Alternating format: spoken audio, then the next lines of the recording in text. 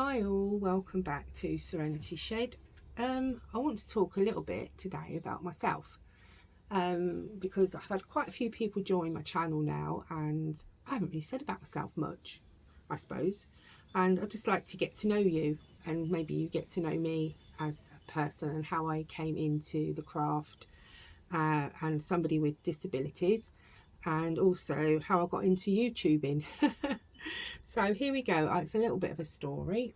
So I've got my sigil out here as well for hopefully a little bit of wealth coming my way, or good fortune, because I haven't had much of that of late. So anyway, we'll keep it burning. Right, so, and this is my little altar here in Serenity Shed. So anyway, I'll talk about witches. Witches and the craft have been around for centuries, from beautiful maidens to ugly old hags, and and somewhere in between. And we all get old, even us witches, and a witch herself goes from maid to mother and then to crone. All witches have their own journeys and paths, males as well as females, and whoever you want to be, path. There's so many different types of people now. So anyway, that aside, however, I do think that witches have an unseen power that also keep them looking younger than they are. Not to brag, no brag intended, but I myself have been told that I look younger than my age. And I also, in my inner self, feels younger than my age. I still forget that I'm not in my 20s, I'm in my 50s. So anyway, now as I'm talking about female witches at the minute, we all come to that point on the spiral of life to obviously old age and all the aches and pains that go with it, and you have the menopause as well. Also myself, I suffer from hypothyroidism, which I have for a long time. I also, because I've fallen over a few times, now suffer from arthritis in multiple areas. I also have diabetes, which has caused issues throughout my life. Aside from my illnesses, real life and society, which is one of the biggest illnesses, tends to take control of our lives, mine included, and the time and effort we have left in the day to partake in the things we want to do or drawn to, like the craft, for example. We don't really have a lot of time sometimes, do we? So I myself was drawn to the craft at the early age of 7.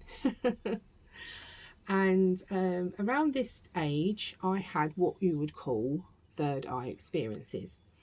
Now this is where my surroundings, I would be say out walking and my surroundings would sort of dim. I'd kind of go drift off, and then in my head, in the front of my head, which I can only describe as seeing a cinema in my head, in the front of my head, and I would see things that were going to happen.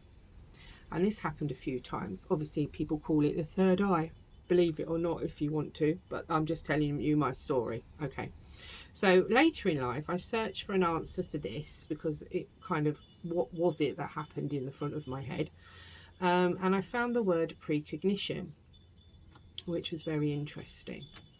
I've had a few dreams as well that have come to pass, but then I had nothing for a while. I never really worked on it, so as my life just got busy and I left all this behind. But I did find, now and again, it would sort of creep back and I'd find again other experiences. So trotting along in life, I got to my sort of late 20s and I was working in a place that was built on old land. And I think it was during Cromwell's time, and there was battles on there and stuff, you know. And I experienced with others in this place footsteps upstairs, and there was no one there. Now I went up the stairs, there was no one up there, and all I could hear when we were downstairs was boots. It sounded like boots just pacing up and down along upstairs, and me and other people were like, what is that? You know, it wasn't just me that heard it. And I went up and investigated, because I'm not really spooked by things like that. Again, different, a lot of people are spooked, but not me. I went up and there was nothing there, and we couldn't explain that. Then I was with a friend in the same place, And she came in because she said, look, it's, my hairs on my arms have all gone up. And she said, this is really weird. And then she said, gosh, can't you feel it going really cold? Well, it did go cold. I actually felt that before she even said it. So I looked at my arm and my hairs had gone up as well. And I said, oh, look at mine are too. And we had a wooden door behind her and there was a glass window in it. And as I looked up, I saw a shadow figure go behind the back of the door. And I said, oh, just don't turn around at the moment. And she said, why? I said, I just think I saw something walk behind the door. That kind of spooked her out a bit anyway. So that was that experience. And this again got me once more interested in the sort of paranormal and the witchy side of things. And a friend I acquired at this time, she had what you call an online coven. And this coven was called Lady of the Moon. I'll just turn my notes over. And I joined it. And I found about 8 or 9 others, like-minded people. And we all contributed to this coven with information regarding the craft. We would meet up every Esbat and Sabbat. And sometimes other times when we decided to meet up, we would share things like meditations and many witchy workings. And then again, life changed for me. And I found myself moving on and living in Wales and having a family and meeting my husband, and my magical ways again sat on the back shelf for many years. Though my inner feelings, I knew I was a little bit different from other folk. Maybe some would call it a sensitive at this time. So I was kind of thinking at this time, maybe I'm a bit sensitive picking all these things up. So anyway, funny to me that word is anyway, as it's a gift. And it has never left me. And shamefully, I never had the time to work on it. So once again, it popped up to say hello. And I'm still with you when I took my young son in a pushchair at this time with my hub to a place called Aberglasney. Now, I don't know if you've heard of this place, but it's supposed to be quite haunted. So we went there for a little day out. And this haunted house obviously is in South Wales. Well, whilst walking around this lovely grounds, we headed down to a little bit of a dark shaded path, and apparently an evil highwayman's ghost was supposed to roam this area. Well, all of a sudden, I got a groan. Urgh, it sounded like, in my ear, and with its breath upon my ear as well. And now my hub heard it too, because I said, did you hear that? And he said yes. And also, this thing just intended to frighten me, it got a shock because I was rather elated that it happened. And my hub just brushed it off as he doesn't believe in it. So anyway, many years passed again, busy life as usual. And then my son wanted to do YouTubing, which got me back into the craft again. As he'd grown up, he'd left school now, and I had a little bit more time to do things. So I set up this channel, and he was on this channel with me. He's now set up his own channel called Just a Horsey Official, if you want to visit it. He does all shorts on there. I set up this channel, and again I had another ghostly experience in Serenity Shed with a past family member coming past outside in the window, and we saw his face as well. I've actually captured his face, and it looks a spit of him.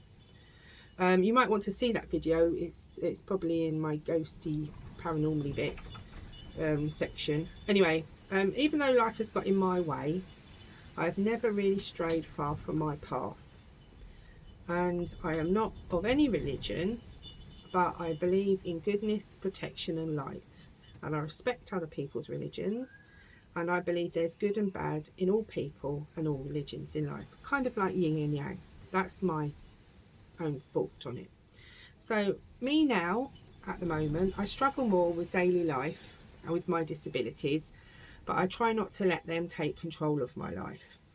I have good days and I have bad days. I walk with a stick, but I still walk, okay? Slower, yes, and I sit down more often, but it gets me out into nature, which I love. I do my best and I try not to overdo it, or I will suffer the next day, believe me. I just went out and done a sea glass one yesterday, and today I am aching and I'm suffering for it, but I enjoyed doing it and I enjoy videoing it for you as well. I appreciate having more time now and to do things, and I love my craft. I've got back into this. I'm also grateful that others have found me here and have stayed. Thank you very much. I hope I can enhance my gift that I have been given and bring you all some interesting viewing on my channel. Plus, I shall carry on with all my other lovely things that I like to do. So also, I love my garden as well, where I'm very blessed where I live now. I'm more out in the countryside now. I used to live in a city and built up areas, and now I appreciate all the little things I see every day, like bumblebees just doing their thing and birds that come into my garden. I've got a bird bath here. I love my oak tree at the end of my garden, and I've got a holly bush as well. Love them all. Love all my plants. Love tending to my garden, and yeah, beautiful, absolutely lovely. Anyway, any other videos I shall be doing, I shall be putting up. I've got a few things coming up this year to do, so keep watching. I might even do a little tarot section as well, weekly, do a tarot, so you can check in on that. And thank you all for watching again. Oh, I've got a bumblebee just come in and said hello. Yeah, I do get that as well. Must mean I'm busy working. Anyway, thank you again for watching. Please like and subscribe, and please hype my channel. Thank you. Bye for now.